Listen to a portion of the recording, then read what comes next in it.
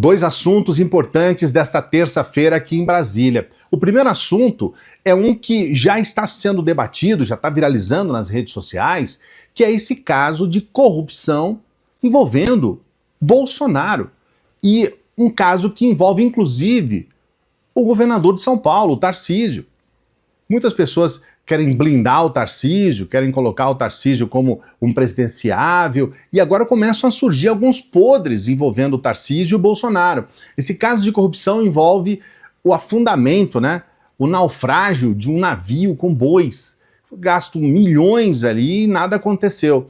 Eu vou trazer para vocês também essa informação de que vai ser mantida, essa informação da terça-feira, vai ser mantida a prisão do Braga Neto. Mas primeiro vamos a esse caso dos bois, nesse vídeo que já é um meme, já está viralizando na internet, sempre pedindo aí, não se esqueça, vote no nosso IBEST, por favor. A gente está concorrendo em duas categorias, jornalista e influência de política. Vote no nosso IBEST, é muito importante o seu voto. Vou trazer esse vídeo para você entender um pouco mais sobre esse caso, olha só.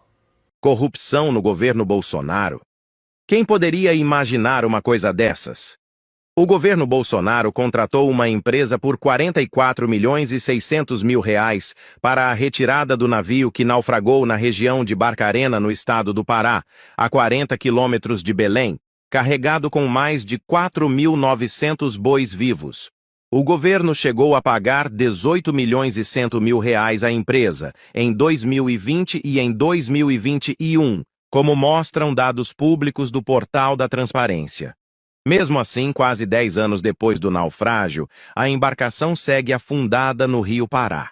O contrato com a empresa Companhia de Transportes Especiais, sediada no Rio de Janeiro, foi assinado em maio de 2019 pelo então ministro da Infraestrutura, Tarcísio de Freitas, hoje governador de São Paulo.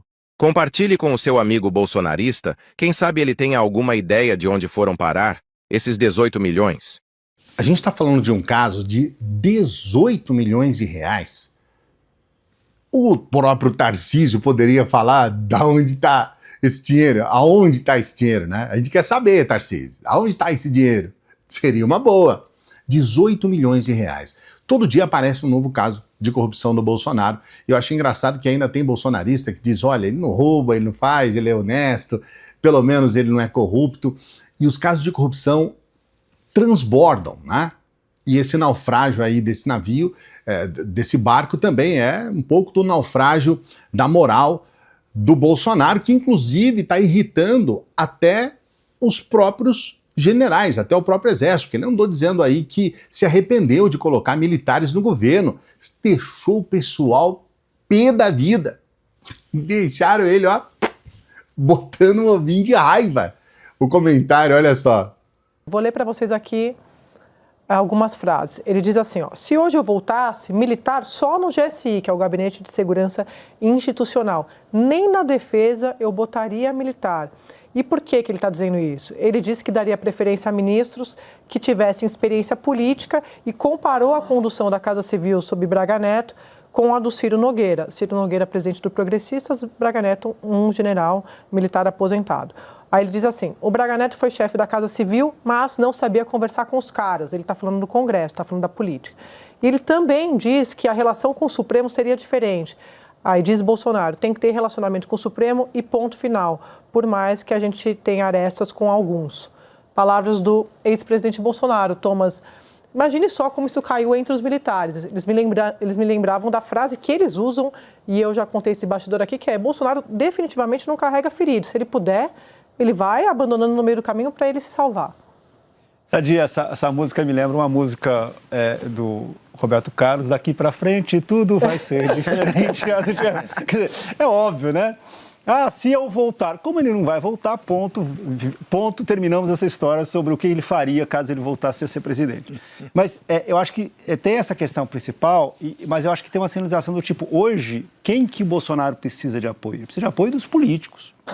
Quer dizer, se o Bolsonaro, e aí o Bolsonaro será condenado pelo Supremo Tribunal Federal, mas se ele vai receber um indulto ou um perdão presidencial, se isso vai fazer parte da negociação para que ele apoie candidato A ou B ou C, Isso vai ser parte da política. Os militares não fazem, não ajudam mais. Não apitam. Quem pode ajudá-lo hoje são os partidos do Centrão, que podem participar desse acordo para que ele tenha um indulto caso o candidato dele seja eleito em 2026. Portanto, é exatamente isso. Bolsonaro pensando na única coisa que lhe interessa, que é ele mesmo. Sadi? Você... Não, Thomas, qual foi a música do Roberto Carlos que você disse que... Daqui pra frente tudo vai ser diferente. Mas a acusação do Ministério Público é que, dado o golpe, ele voltaria dos Estados Unidos e cantaria: eu voltei agora para ficar, porque aqui é meu lugar. Então essa tá a situação. Não, ele tem... Total.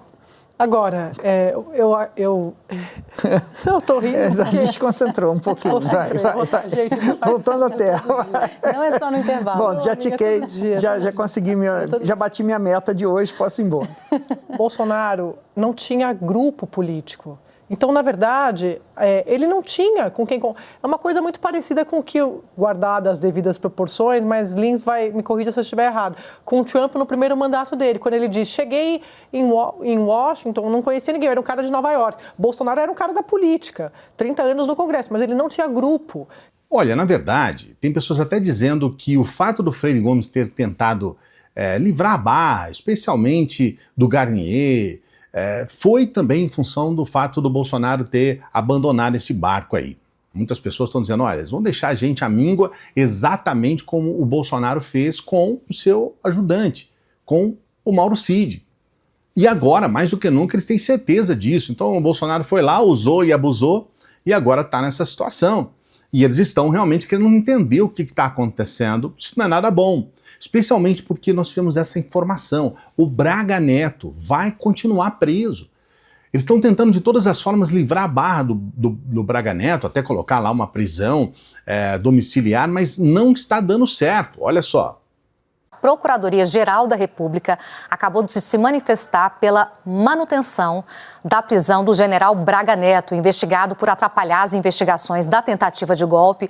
Ele que já virou réu junto com Bolsonaro e outras pessoas daquele núcleo crucial da tentativa de golpe. E vamos então para as informações. Bom, para a gente dar o contexto aqui do Braga Neto, importante dizer, é o segundo pedido de soltura, de revogação da prisão que o Braga Neto fez. Puxando o fio cronológico, ele foi preso em 14 de dezembro do ano passado e aí em março a defesa de Braga Neto fez o primeiro pedido para reconsiderar essa prisão determinada pelo ministro Alexandre de Moraes. E aí a primeira turma, ainda em março, no fim de março, negou por unanimidade que ele saísse da prisão ou conseguisse alguma outra medida menos gravosa, por exemplo, uma prisão domiciliar ou algo nessa linha. E aí a defesa entrou com um segundo pedido de revogação da prisão, um pedido feito aqui dia 27 de março, um dia depois de a primeira turma negar, por unanimidade, a saída dele da prisão. E aí fala o seguinte, a defesa, e é sobre esse pedido que a PGR está se manifestando. Nesse segundo pedido, a defesa diz o seguinte: olha, ele já está há mais de 100 dias preso, a gente não vê necessidade de continuidade dessa prisão e, segundo a defesa, a delação do Mauro Cid tira essa culpa atribuída a Braga Neto, segundo a defesa, de que ele obstruiu a justiça, um dos crimes mais graves do Código Penal. E aí o Alexandre de Moraes fez o seguinte: olha, vou então dar vista para a manifestação da PGR sobre esse assunto.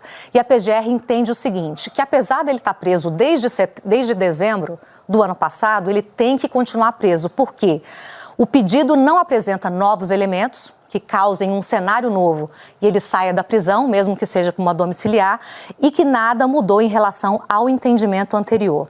Esse documento foi obtido pelo Márcio Falcão e aí um trecho diz o seguinte, que traduz muito por que a PGR é contra a soltura do Braga Neto.